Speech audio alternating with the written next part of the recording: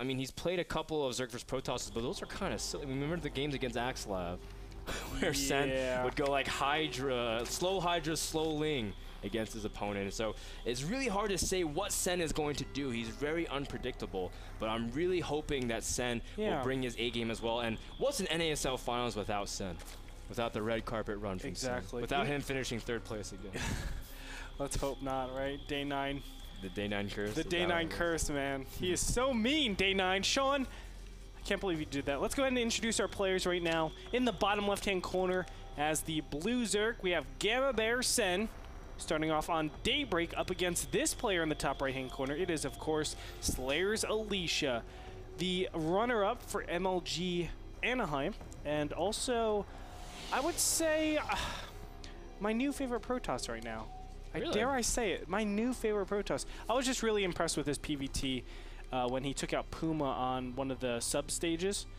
That was just like the best display of PVT I've seen in a very long time. I haven't been impressed with a lot of Protoss' PVT, and Alicia just struck me as like, wow, he is playing super standard, playing it by the book, and outplaying, of all people, Puma.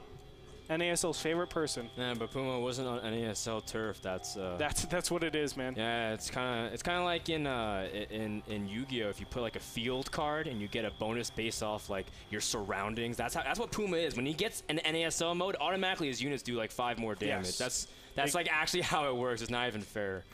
But it should be. Yep. And we should actually have you and the other 2 people. Puma has to play on a handicap from now on. By the way, in NASL to make it even. I never ever played Yu-Gi-Oh! The cards. I thought it was kind of silly. Loved the TV show. Loved the TV show. I was like, oh my god, he just played his trap card. Oh my god, I had no clue. Like, how could he not have seen that? Oh, and then the guy hit the card down on the opposite way. I'm like, oh, obviously that's a trap card. He's like, no, this is not a trap card. I tricked you into thinking this is a trap card. In fact, it's a regular card. Boom! And it blows my mind sometimes they even break the rules in the show just so Yuki can win. I'm like, wow, now it's a real anime TV show. Anyway. Sometimes a player who also seems like he breaks the rules. Sen feels like his EVP, things that he does shouldn't work. When we saw him go for a lot of Roach Ling aggression, sometimes he goes like Roach Drop on Daybreak especially.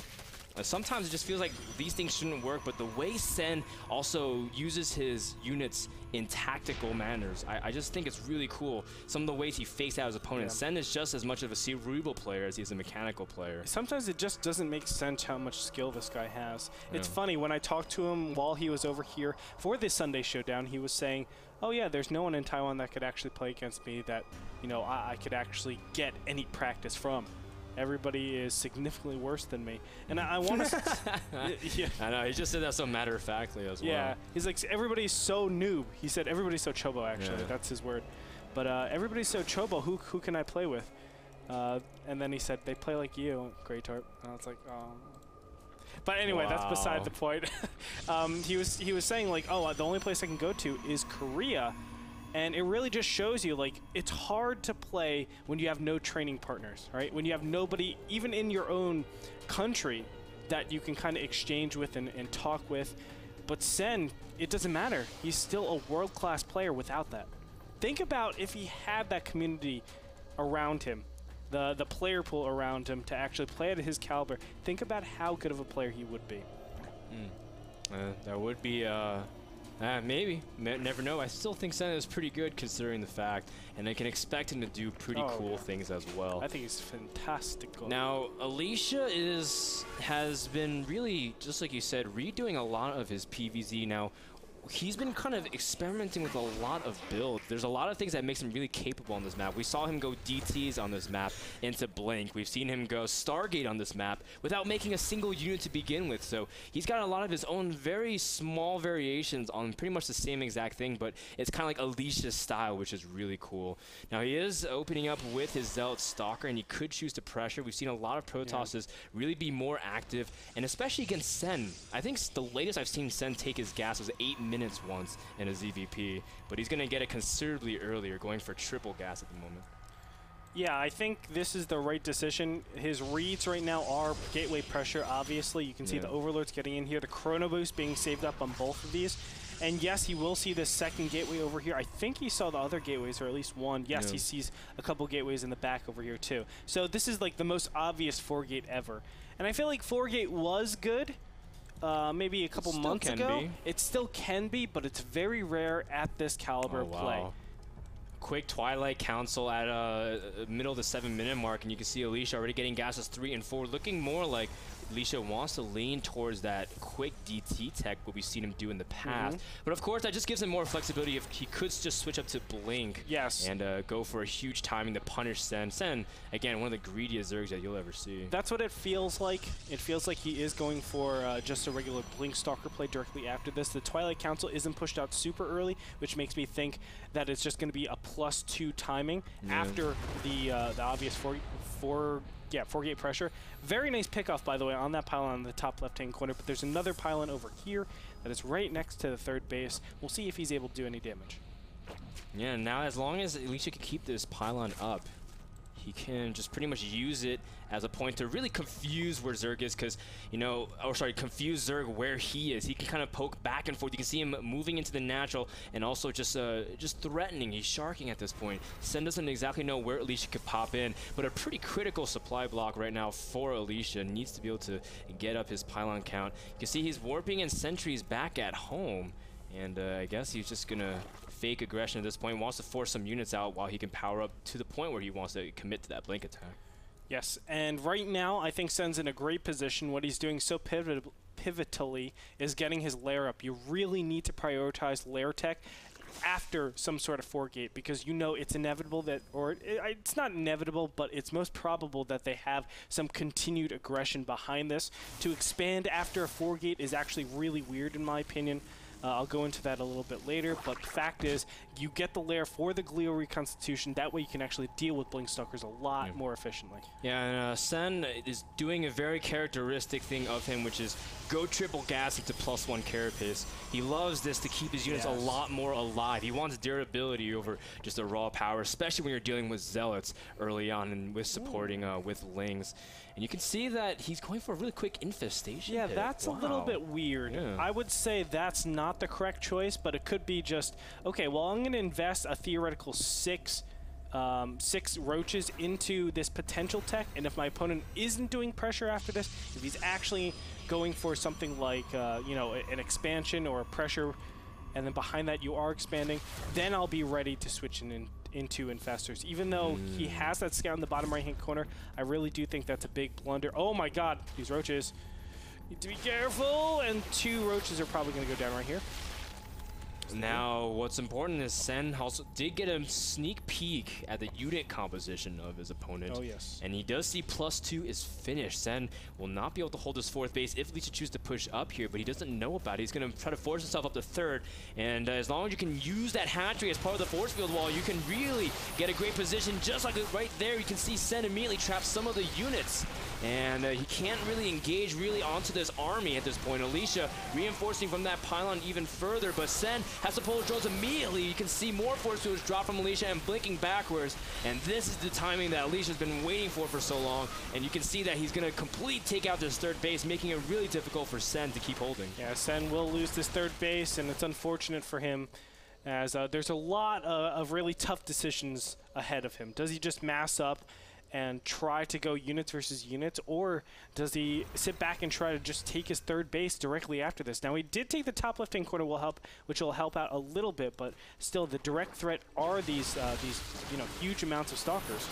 You can see the Sen is really cautious on when to engage based on force fields. Alicia unleashes another force of force fields, and you can see that Sen at this point can't really engage. It's because the force fields are keeping him away just outside the roach range at this point. And Alicia does end up backing off, but he's already preparing something else. He's got his robotics almost done. Yeah, so the way you punish this is actually to get burrow, because obviously your opponent stops getting the robotics facility. They just go, I'm going to be super streamlined into this Blink Stalkers. And obviously you can do a lot with that. So the fact that he has no burrow is obviously a big problem. From here, I think Alicia can easily just go into Colossus and go for the composition counter. Because no matter what, Sen has to react to the huge composition that Alicia has currently.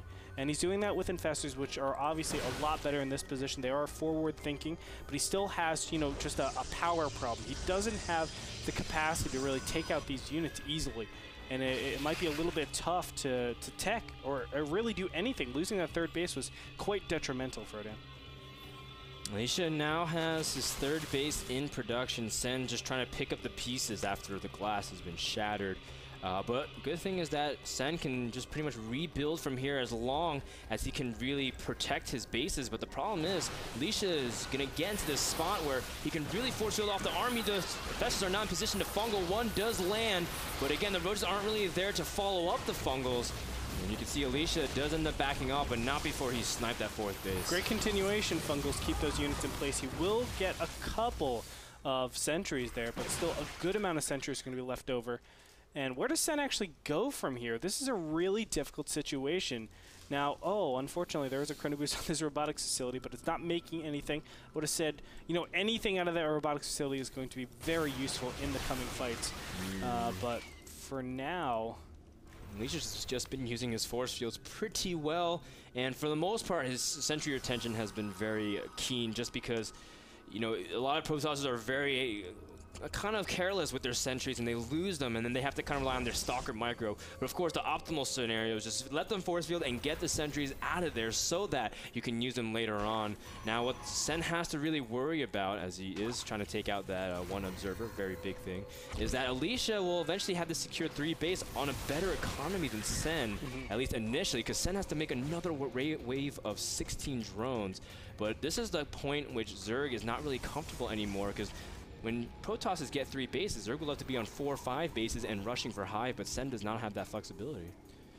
Sen has a couple of movement tricks that'll help out a little bit, but I think Alicia is pretty nice in this position. I mean, I was thinking if Sen could potentially get all the units up here, and then of course the Protoss units are all the way down at the third base, then yes, he will be able to bottleneck everything with great fungal growths, stop them, the reinforcements from coming in, and then just ravage the natural and probably the main. It's just getting to that position is really, really difficult. He needed to take out these destructible rocks to even give him a chance to do that. But at this point, actually, Sen might not be the one that's bringing on the aggression. Fungal growth is going to go down, but, he loses the Infestor, Frodan. Yeah, that Infestor snipe did not help Sen's cause whatsoever, but that does put the units pretty out of position. And Zergans are going to run in here, or try to run here. Now, this is exactly what we were talking about before. The fungal growths can keep everything in place. He needs a big blink, but he doesn't want to do that. There it is. The blink comes up, but now all the units can blink again. Now the Roaches can go directly up into the main, or are they going to pull back? Half the units pull back, half go inside. Really nice diversion. Try to buy time for him while he gets up additional units. He was droning behind this.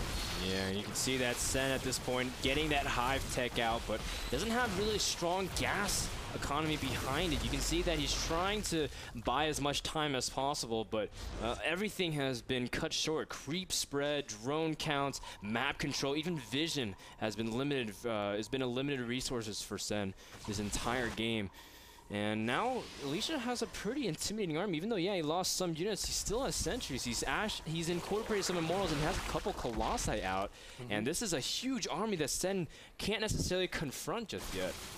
You know, it's interesting. The Infestor count really throws a big wrench into things, because look at how much energy they have, surprisingly. I don't know how they got that much energy, but they do have a lot. It's really, really cool what Sen has been able to muster up, especially with losing the third base like that. So very nice job, but I guess all in all, that push from the bottom side for those Stalkers and the sentries and everything was the incorrect choice, because exactly what we said before, they chased, and then Sen was able to take beautiful positioning up here and do significant damage. Now, it wasn't crushing damage, but it gave Sen the opportunity to tech from Lair Tech into, well, I guess, really push a lot more into his Lair Tech.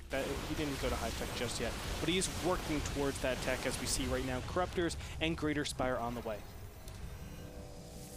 See that Alicia's just going to play this very methodically, going to get that fourth base up and take the center position where he can constantly reinforce from. And just non-stop pushing, because this is the time where he wants to strike Hive Tech has finished, but he doesn't have Greater Spire up, so Sen does not have the Brunos out he needs in order to engage. He's going to blink forward and try to snipe some of the more Infestors. Sen has to force to engage at this point, but the Roaches are way out of position, not able to really do anything against the Stalker count. You can see the huge concave from Alicia. The Colossus is pretty well protected. The Corruptors really can't do anything, and Alicia is going to steamroll his army. GG gets called out, and Slayers Alicia takes game number 1 of this best of 5 and jumps out of the gate running.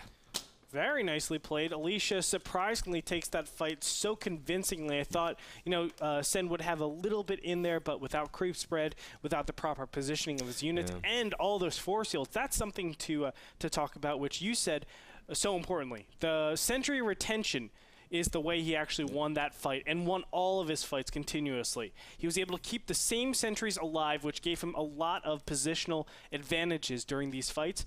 And that's why you saw, I think, such a one-sided battle at that last fight. It's because there was so much gas still invested into that Protoss army.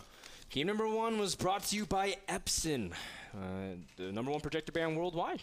Check them out at epson.com for your projector needs. We'll be back with game number 2 between Sen and Alicia. Can Sen make the comeback or we fall 0-2? It's do or die. Sen needs to win game number 2, and it's going to happen after this break. We'll be back in a minute at the North American Star League Playoffs, day number 1.